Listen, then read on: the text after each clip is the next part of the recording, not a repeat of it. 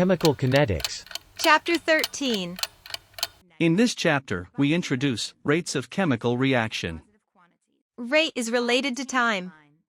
Hence, chemical kinetics introduces the relationship between reaction rate and time.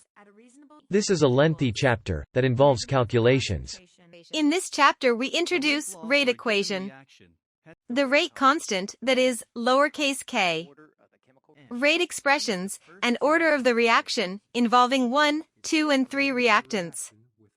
Integrated rate laws for first-order reactions, zero-order reactions, and second-order reactions. The Arrehenius equation, the activation energy, and examples involving the activation energy. Catalysis. Molecularity and reaction mechanisms. In the final part of this chapter, we introduce the chemical equilibrium and its relationship to the rates of reaction.